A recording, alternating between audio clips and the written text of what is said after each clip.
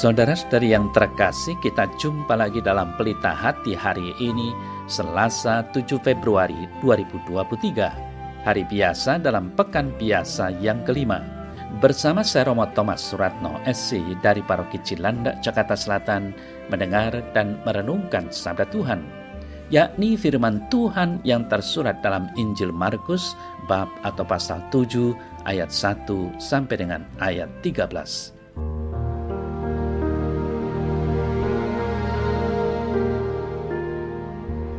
Pada suatu hari, serombongan orang Farisi dan beberapa ahli Taurat dari Yerusalem datang menemui Yesus. Mereka melihat bahwa beberapa orang muridnya makan dengan tangan najis, yaitu dengan tangan yang tidak dibasuh. Sebab orang-orang Farisi seperti orang-orang Yahudi lainnya tidak makan kalau tidak melakukan pembasuhan tangan lebih dulu, karena mereka berpegang pada adat istiadat nenek moyang mereka. Dan kalau pulang dari pasar, mereka juga tidak makan kalau tidak lebih dulu membersihkan dirinya.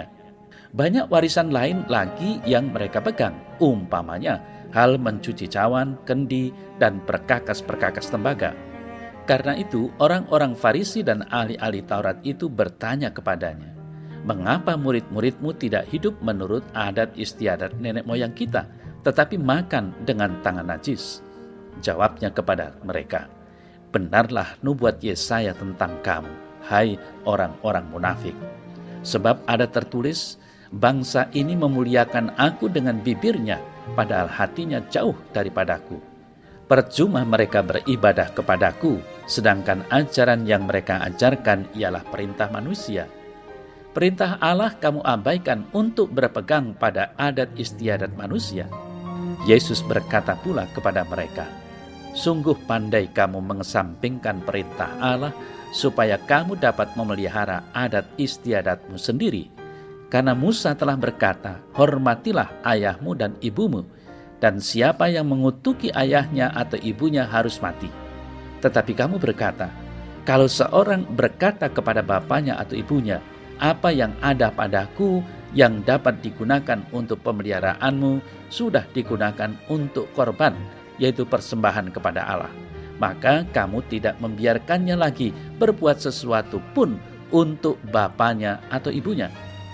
Dengan demikian firman Allah kamu nyatakan tidak berlaku demi adat istiadat yang kamu ikuti itu, dan banyak hal lain seperti itu yang kamu lakukan."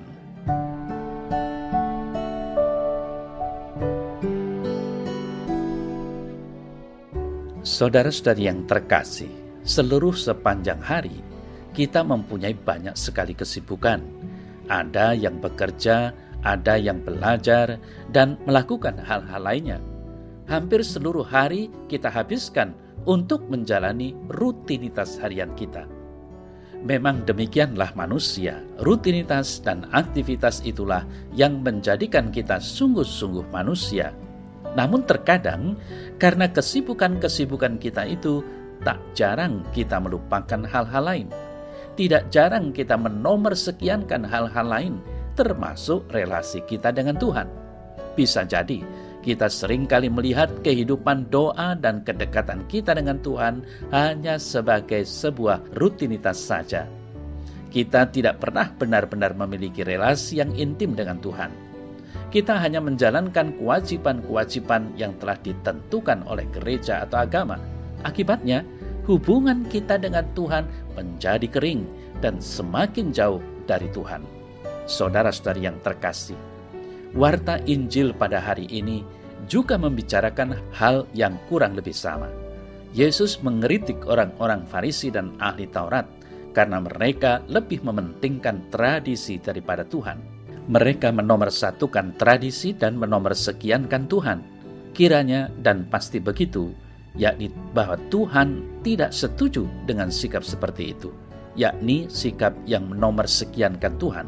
Karenanya Tuhan mengecam dan menegur mereka. Teguran yang keras ini juga kiranya berlaku juga bagi kita yang terkadang menempatkan Tuhan ke nomor yang kesekian, bukan nomor satu. Karena itu hendaklah kita mau berubah dan bertobat.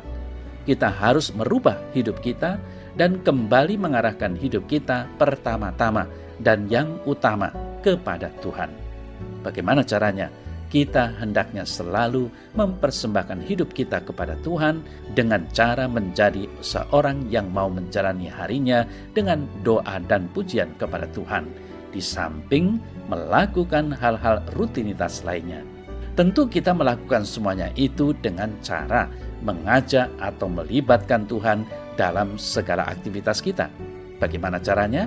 Kita dapat memulainya dengan cara berdoa sebelum melakukan aktivitas. Misalnya, memohon berkat Tuhan pada saat bangun pagi, saat akan berangkat kerja, saat akan ke sekolah, dan tentunya dalam kegiatan-kegiatan lainnya. Sebenarnya, dengan cara yang sederhana seperti ini, tanpa kita sadari, kita sudah menjadikan Tuhan nomor satu dalam hidup kita. Saudara-saudara yang terkasih, ingatlah, dalam hal prinsip Tuhan Yesus tidak pernah kompromi. Bagi Yesus, sikap terhadap Allah harus diutamakan dan bukan peraturan manusiawi. Apalagi peraturan yang membuat kita mengabaikan Tuhan dan sesama. Tidak jarang terjadi bahwa demi peraturan ada manusia yang dikorbankan. Dalam kehidupan harian, kita sering menemukan berbagai aturan yang mencekik dan lebih berat daripada aturan Allah sendiri. Akibatnya, banyak penderitaan dan ketidakadilan karena peraturan yang menindas kita. Saudara-saudari yang terkasih, sebagai orang Kristiani, kita dipanggil untuk berani mengutamakan Allah. Ada banyak kesempatan yang bisa digunakan untuk berbuat kasih Allah.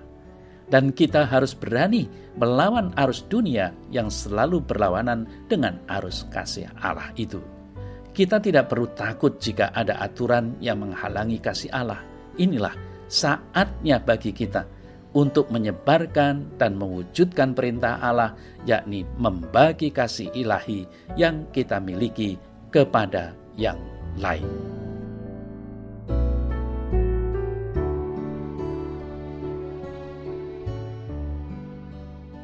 Dalam nama Bapa dan Putra dan Roh Kudus. Amin. Tuhan, sertailah aku dalam segala rutinitas hidupku, dan tinggallah dalam diriku, sehingga aku melihat Engkau satu-satunya harapan dan tujuan hidupku. Berilah aku keberanian untuk menyebarkan dan mewujudkan perintah-Mu, meski aku banyak menghadapi tantangan dan hambatan. Terpujilah Engkau Tuhan, kini dan sepanjang masa. Amin. Semoga Allah yang Maha Kuasa memberkati saudara dalam nama Bapa dan Putra dan Roh Kudus. Amin.